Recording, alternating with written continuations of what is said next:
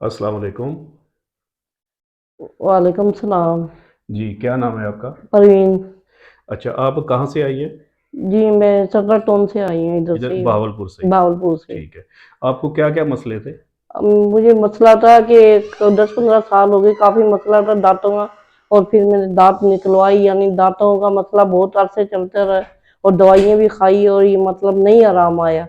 फिर ये मतलब ये कि इनके पास भेजा, किसी ने बताया डॉक्टर के पास जाओ और आपका मसला हल हो जाएगा। मतलब ये आपको ये जो मसला था कितने अरसे से था? ये 15 साल से था तकरीबन। 15 साल से। जी। अच्छा, ये शुरू कैसे हुआ था? ये शुरू, एक दांत में दर्द हुआ, दूसरे में हुआ, ऐसे मतलब पूरे मुंह में फैल गया दर्द। ठीक है। ये तो फिर एक दांत निकलवाया, दो निकलवाया, ऐसे मतलब करके सारे दांत निकलवा दिए मैंने। ठीक हो गया और वो दर्द आपकी जी। अब वो दर्द ना, नई दवाइयों से भी नहीं आराम आया। मेरे दवाइयाँ मतलब खाई है तो ज्यादा तबीयत खराब होगी और मतलब है ना बीपी हाई होने शुरू हो गया। मैदा का मसला बन गया, इसलिए फिर मैंने आपके इसके पास आना ठीक हो बेहतर गया। समझा कि ठीक हो शायद इनके पास अल्लाह ठीक शफा हो दे गया। दे। आपने बताया कि आपके कानों में भी आवाज़ें आती थी। कानों में भी आवाजें आती थी, ऐसे जैसे आपस में कोई चीज टकरा रही हो। गाड़ी की जैसे टकराने की आवाजें आती हैं। हुँ, ऐसे रात को आवाजें आती थी और मुझे नींद नहीं आती थी, सारी रात मैं परेशान होती थी। और अब मतलब ये है कि अल्लाह का शुक्र है कि बेहतर है कि मसला मेरा हल हो गया, अल्लाह ने शफा दे दी और मतलब आराम आ गया, काफी बेहतर हो गया। ठीक हो गया, ठीक हो गया। जी। इस पूरे इलाज में हमने किसी किस्म की कोई मेडिसिन तो नहीं दी नहीं आपको? नहीं, कोई मेडिसिन नहीं दी। कोई भी मेडिसिन नहीं दी? नहीं, कोई भी और मेडिसिन बगैर मेडिसिन के नहीं। जी। आपका जो दर्द था जी। दांतों में, चेहरे में होता था, जी। वो भी खत्म हो गया? वो भी खत्म हो गई। आपको जो बीपी हाई रहता था, 200 जी, तक चला वो भी जाता था, कंट्रोल हो वो गया। भी ठीक हो गया? जी। अब आप दवाई रूटीन में खाती हैं? नहीं, बीपी की दवाई नहीं खा नहीं रही। खा रही हैं आप।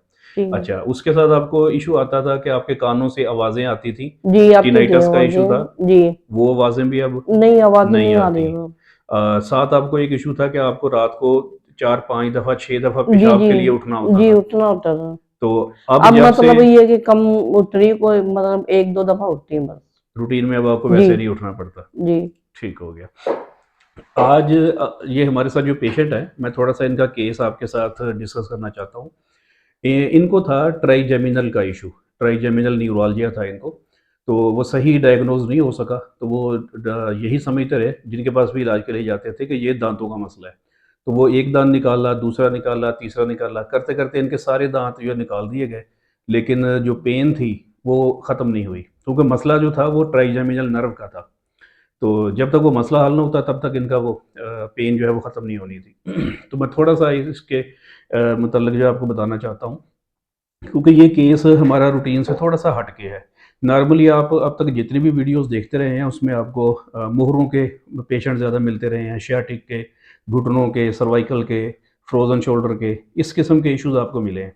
तो ये इश्यूज़ जो है ये रूटीन से हट के हैं। इस तरह के पहले पेशेंट भी हमारे पास आते रहे हैं और अल्हम्दुलिल्लाह उनको भी यह शिफ़ा मिली है। लेकिन हर पेशेंट जो है वो वीडियो बनाने पे तैयार नहीं होता।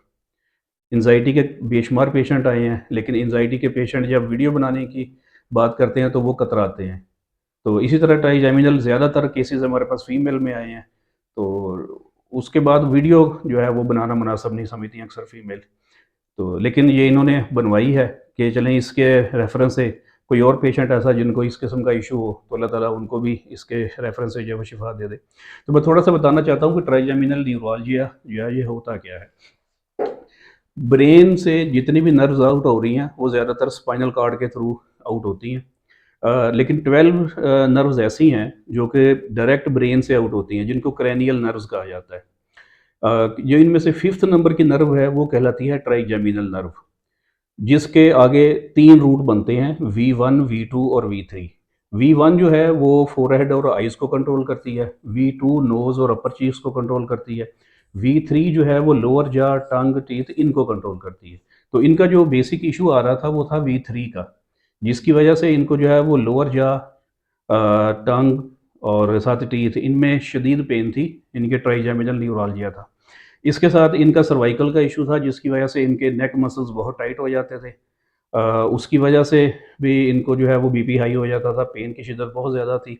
मुसलसल पेन किलर और स्टीरॉइड खा के इनका स्टमक, लीवर, किडनी ये सारे डिस्टर्ब हो रहे थे।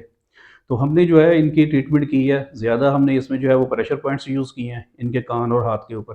इसके साथ कुछ फ़िज़िकल ट्रीटमेंट हुई है और तकरीबन 7 से 8 सेशन इनके हुए हैं, वीकली सेशन होता है इनका।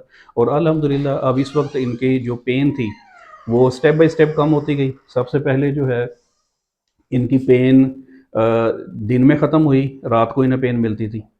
उसके बाद आस्ता-आस्ता रात की पेन भी ख़त्म हो गई। अब अल्हम्दुलिल्लाह इनको 24 घंटे में पेन नहीं है। इसके साथ इनका बीपी का इशू वो भी कवर हो चुका है। जो इनको फ्रीक्वेंट यूरिनेशन थी या रात को बार-बार उठ के पेशाब के लिए जाना होता था, वो इशू भी इनका कवर हो चुका। टिनाइटस का इशू था, वो भी अल्हम्दुलिल्लाह इनका कवर हो चुका। तो इंशाअल्लाह जो बाकी थोड़ा बहुत इशू रह गया है, वो भी बहुत जल्द इंशाअल्लाह कवर हो जाएगा इनका। अल्लाह ताला आपको मुकम्मल शिफ़ा दे। आमीन।